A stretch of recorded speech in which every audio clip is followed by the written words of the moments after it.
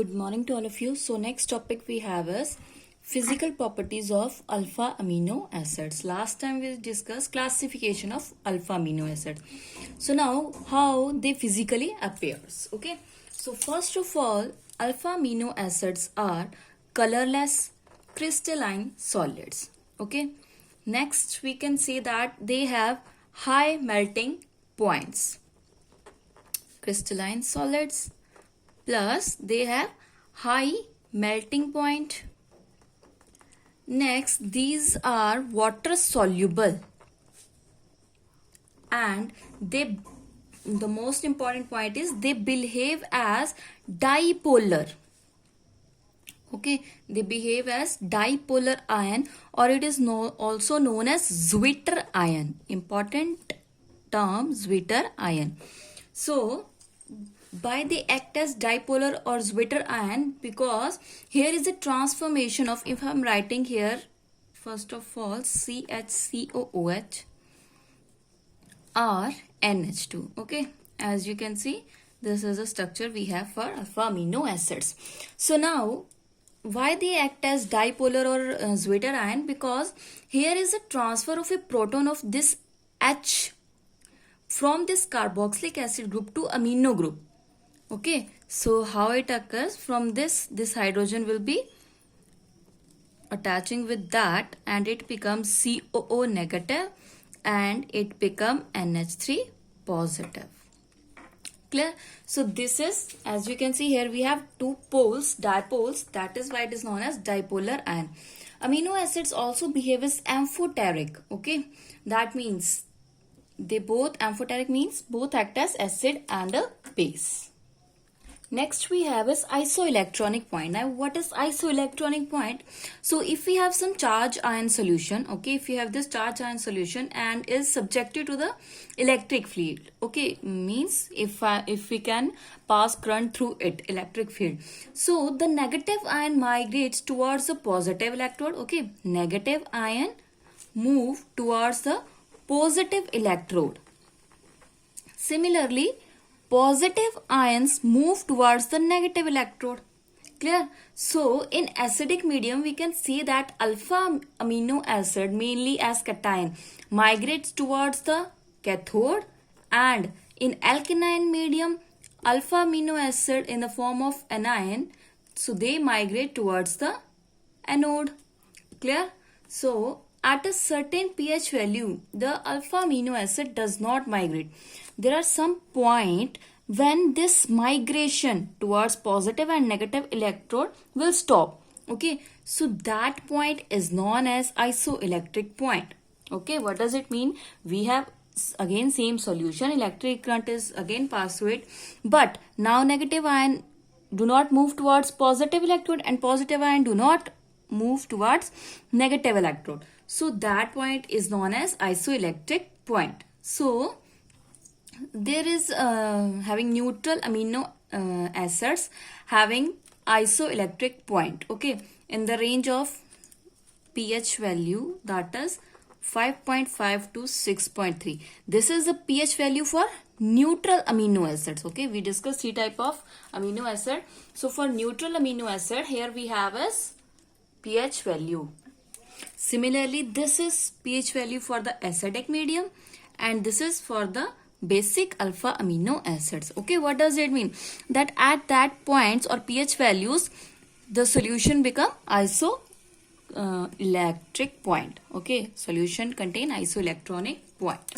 So next topic we have is peptides. Okay, as we already discussed peptide in the formation of alpha amino acid, that there are peptide is formed. So what are peptides? These are the compound when we have two or more alpha amino acid, they combine with the loss of water. Okay, two or more alpha amino acid combine and with the loss of water they link with the help of bond called, as we already discussed, peptide bond. Okay, peptide bond, which is, this is CO and NH bond. Clear? So we can say that if we are taking this structure again, okay, so there is, as we can see, there is a loss of water. So from here OH will be removed from this carboxylic acid and H hydrogen is removed from the amino group. So from here water is removed. So if we are taking the example, like I'm taking here glycine, I'm treating it with aniline. Okay, so from here this water is removed, as we can say that OH from carboxylic acid and H from this amino group. So it will be formed like that. Now I'm writing here N terminal and C terminal. Now what is this N terminal and C terminals? So N terminal, we can say that molecules are those in which there is the free amino group. Okay, as you can see here, the amino group is free. That means they are not losing something, or we can say they are not losing hydrogen. Okay, similarly I'm writing here C terminal. Now what is this C terminal? When there is the free carboxylic group. Okay, so this is known as free group or free carboxyl group or C terminal end. Clear what is N terminal and C terminal? N terminal when NH2 is free and when C terminal when COH is free. So in your books on page number 25, this is a table which is important. What you have to do is you have to learn the name of that amino acid and their abbreviations. Okay, simply as I'm writing here glycine, so its abbreviation is its first three letters. Okay, GLY. Okay, so you have to learn that. Sometimes question may be asked like that. They will ask that GLY represent. So you must have to know that it is glycine, not other thing, glycerol, glucose. Okay, other options will be given like that. Similarly, ALA, that is alanine. VAL, valine. Okay, so you have to learn that abbreviation plus the name of that amino acids. So learn this table from page number 25 of your books. Now peptides is also classified, okay, on the basis of number of alpha amino acids present in it. Okay, so as I'm writing here, first is oligopeptide, second is poly, and third one we have is proteins. Okay, now first one, oligopeptides are those which contain 2 to 9 amino acids. Okay, and polypeptide which contains 10 to 100. Remember that. Now in case of oligo 2 to 9, for poly 10 to 100 amino acid are there. Now in case of third one, which is protein, in case of protein it contain more than 100 amino acid. Okay, more than 100 amino acids. So now next is what is this polypeptide, if we want to explain it more. Polypeptide, as we discussed that it contains 10 to 100 molecules of amino acids. Okay, so the name polypeptides start from the N terminal. That means they are amphoteric in nature. Polypeptides are amphoteric in nature. Why? Because it contains both N terminal and C terminal. Clear? Remember that N terminal and C terminal. That is why they give the characteristic reactions of primary amines. Okay, we are here N also, and also carboxylic acids. Clear? Like amino acids, polypeptide also have some isoelectronic point, electric point. Okay, where they are neutrals. Okay, so at that isoelectronic point, polypeptides are less soluble, we can see. Okay, so and also have a tendency to aggregate. So this is all about polypeptide. So next we have is structure of protein. So here we have four different type of structure. Okay, so that is primary, secondary, tertiary and quaternary structures. So we will discuss it. First we have is primary structure of protein. So primary may have one or more polypeptide chain. Okay, that means there is more than one polypeptide chain. Each polypeptide in a protein has a amino acid linked with each other. Okay, in a sequence. So this sequence of amino acid is said to the primary, we can say, structure of protein.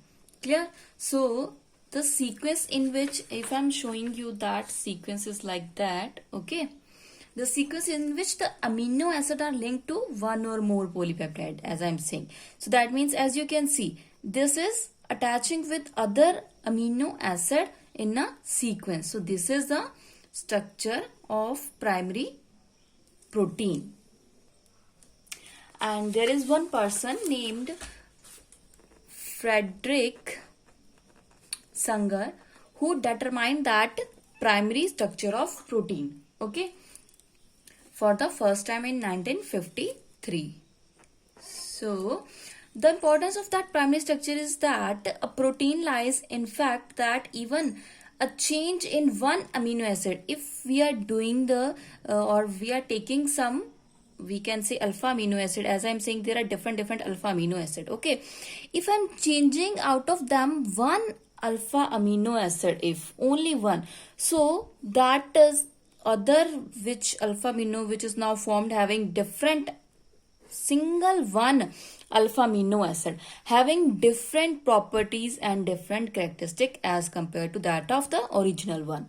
Okay, so if I'm taking the example of hemoglobin, so this is the normal hemoglobin. Now what is this VALHIS? As I told you earlier that you have to learn that table. This is the name of the amino acids and we are using here abbreviation of that, valine. Okay, so VAL is valine, like that other glucine. Okay, so this is the normal hemoglobin. So if I'm replacing that one GLU with another, if I'm taking here again VAL, that is valine, so now the properties of that is totally different. This is a normal hemoglobin. Now we can say that this is the defective hemoglobin. Okay, this is the defective hemoglobin, and some patients having that hemoglobin, okay, so it is, they are suffering from the sickle cell anemia. Okay, so this is the defective hemoglobin. So next one we have is secondary structure.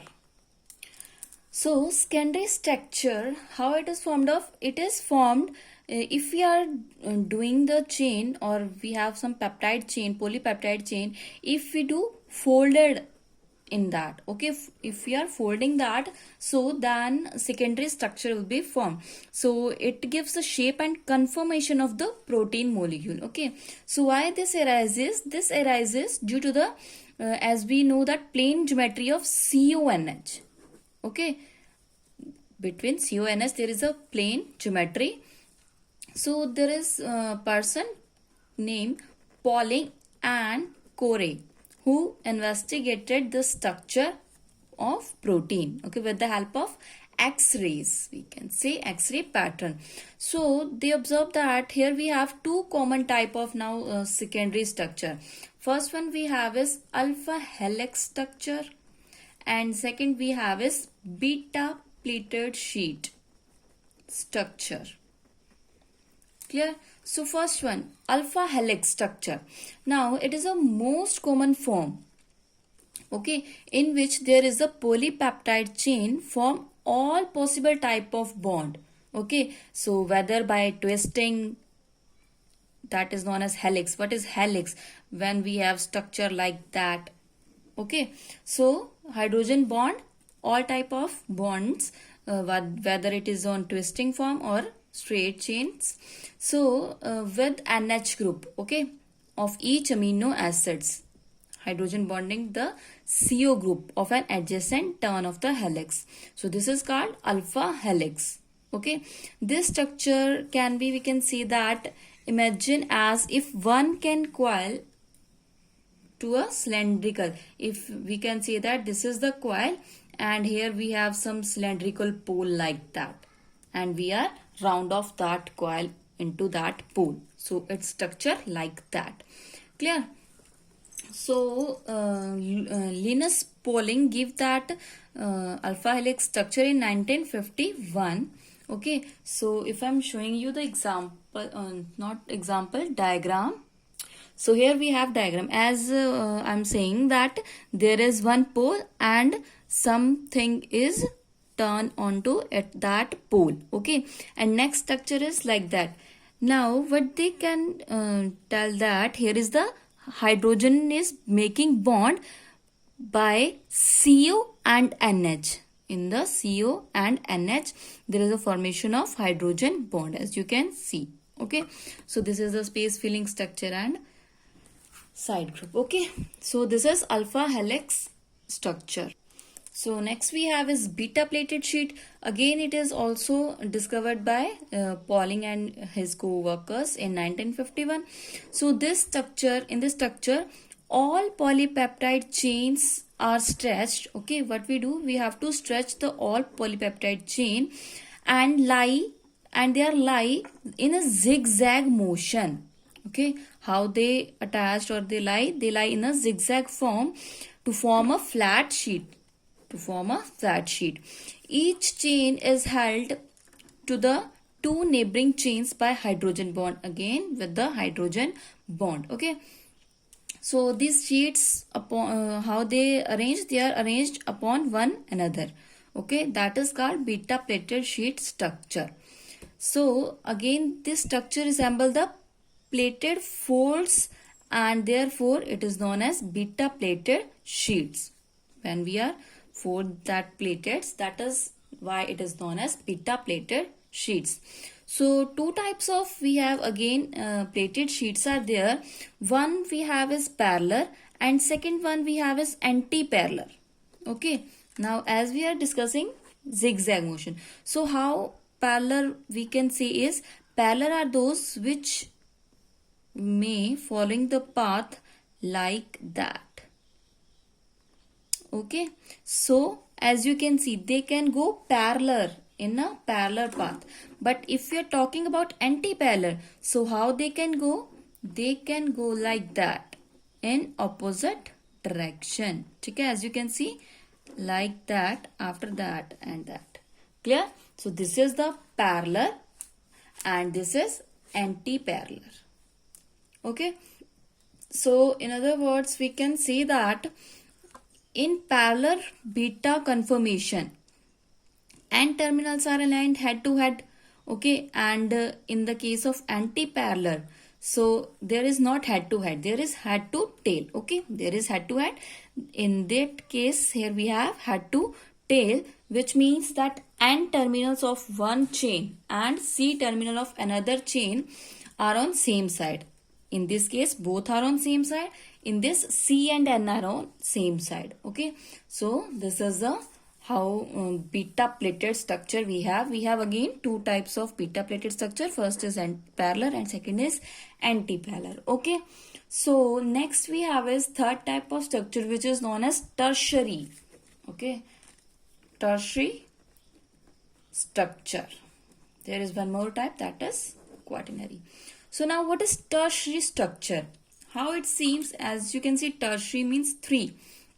So here what we have, how tertiary structure arises, again when we are folding or coiling and bending the polypeptide chains and they produce three-dimensional structure.